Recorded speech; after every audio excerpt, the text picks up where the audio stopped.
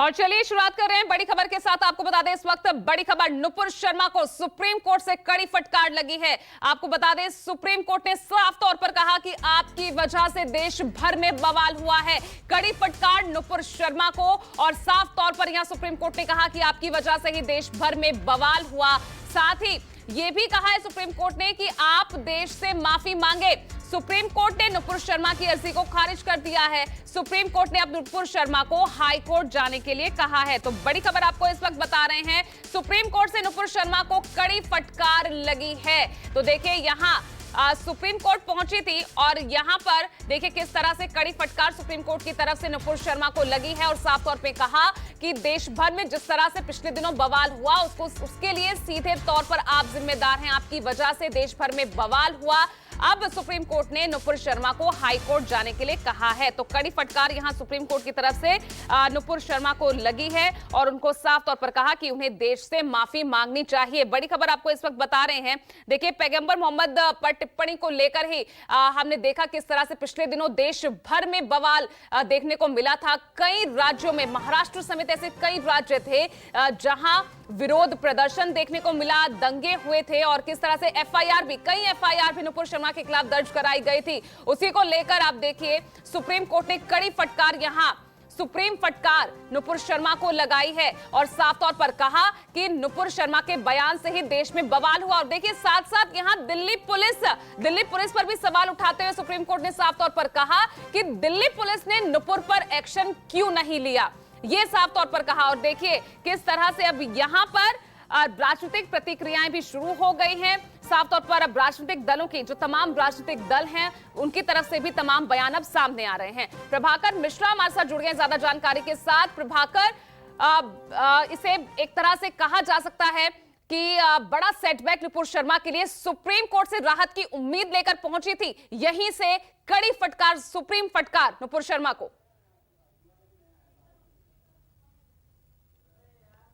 तो देखिए अब यहां जिस तरह से हम आपको बता रहे हैं, नुपुर शर्मा के बयान से देश भर में बवाल हुआ। साफ तौर पर सुप्रीम कोर्ट ने यह बात कही है, और सिर्फ यहां नुपुर शर्मा को ही नहीं बल्कि दिल्ली पुलिस का रवैया जिस तरह से इस पूरे मामले में रहा है, उसको लेकर दिल्ली पुलिस के एक्शन पर भी सुप्रीम कोर्ट ने सवाल उठाए हैं। प्रभाकर मिश्रा हमारे साथ जुड़ गए हैं। प्रभाकर, सुप्रीम फटकार यहां नुपुर शर्मा को लगी है और जिस तरह से एक उम्मीद, राहत भरी उम्मीद के साथ पहुंची थी सुप्रीम कोर्ट। देखिए सुप्रीम कोर्ट, नुपुर शर्मा आए थे सुप्रीम कोर्ट ये मांग लेकर कि उनके खिलाफ देश भर में जगह जगह एफआईआर दर्ज हुआ। ऐसे में सब जगह वो पुलिस की जांच में शामिल नहीं हो सकती, इसलिए सारे मामलों को दिल्ली ट्रांसफर कर दिया जाए। सुप्रीम कोर्ट को जैसे मौका मिला कि जस्टिस सूर्यकांत इतने अंदर से भरे हुए थे कि उन्होंने कई टिप्पणियां की हैं, और उसमें से एक बात तो ये कि देश में अभी जो मौजूदा हालात हैं, अशांति के हालात, आपने देखा कि किस तरह से पैगंबर मोहम्मद के पर टिप्पणी के बाद से देश में जगह जगह विरोध प्रदर्शन हुआ, कई जगह दंगे की सूरत आ गई थी। तो कोर्ट ने कहा कि उसके लिए एक महिला नुपुर शर्मा जिम्मेवार है। दूसरी बात, उदयपुर की घटना के लिए भी उन्होंने कहा कि उदयपुर की घटना भी उसी बयान का नतीजा है। तो और ऐसे में नुपुर शर्मा को किस तरह की रियायत नहीं दी जा सकती, और सुप्रीम कोर्ट ने उनकी मांग मानने से मना कर दिया। ये जरूर कह दिया कि आप हाई कोर्ट जाइए। दूसरी महत्वपूर्ण बात, केवल नुपुर शर्मा के लिए बात नहीं है, ये बात पत्रकारों के लिए भी बात है, ये बात तमाम पार्टी के प्रवक्ताओं के लिए भी है। कोर्ट ने ये भी कह दिया कि आप कोई पार्टी के प्रवक्ता है, इसका मतलब ये नहीं हो जाता है कि आप कुछ भी बोले, आपको कुछ भी बोलने का लाइसेंस मिल जाता है। जब नुपुर शर्मा के वकील ने ये दलील दी कि दरअसल नुपुर शर्मा ने जो बात कही थी वो एक एंकर के एक सवाल के जवाब में कहा था, उस पर कोर्ट ने नाराजगी जताते हुए कहा कि अगर एंकर के कहने पर उन्होंने, एंकर के सवाल के बाद ये जवाब उन्होंने दिया था और एंकर का सवाल अगर ऐसा था तो एंकर के खिलाफ भी मुकदमा दर्ज होना चाहिए था। तीसरी महत्वपूर्ण बात ये कि पुलिस के एक्शन पर भी सवाल उठाया गया।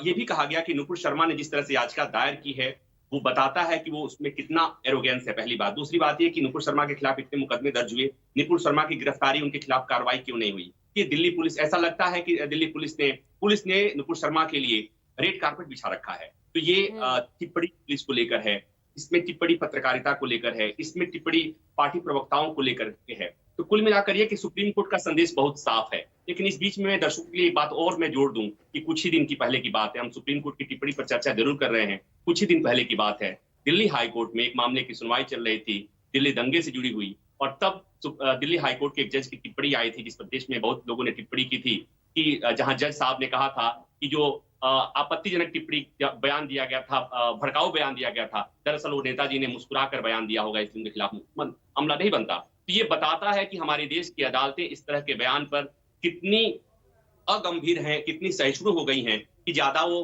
केवल बातें कहने के लिए हो जाती हैं, टिप्पणी ऑब्जर्वेशन में आ जाता है, वो चीजें फैसले में नहीं आती हैं। हालांकि इसलिए सुप्रीम कोर्ट के इस फैसले को हम निश्चित तौर पर गंभीरता के साथ देखें और ये भी देखें कि हाल के दिनों में निश्चित तौर पर जो पिछले कुछ दिनों में हुआ है, नुपुर शर्मा के बयान को लेकर के जिस तरह से पूरे देश में इमोशंस का उबार आया था और अभी भी मामला पूरी तरह शांत नहीं हुआ है, तो हमें ये मुझे लगता है कि सबके लिए एक संदेश है, पत्रकारों के लिए भी संदेश है, समाज पॉलिटिकल पार्टी के प्रवक्ताओं के लिए भी है और दोनों तमाम जो धर्म के लोग हैं जिस तरह का टीवी में आकर के बयान देते हैं। एक और महत्वपूर्ण बात सुप्रीम कोर्ट ने कही वो ये कि बनारस ज्ञान वापी के मामले में अगर मामला सब जुडिस था तो उस पर इस तरह की डिबेट करने का मतलब क्या था, ये कोई एजेंडा सेट करने वाली बातें। ये सबके लिए संदेश है और पता नहीं संदेश को कौन कितना मानेगा, लेकिन फिलहाल यही है कि बीजेपी की पूर्व नेता रही हैं नुपुर शर्मा, तो ये केवल नुपुर शर्मा के लिए संदेश नहीं है, क्योंकि बीजेपी की नेता रही है तो बीजेपी के लिए भी एक संदेश है कि आगे से ऐसा नहीं चले।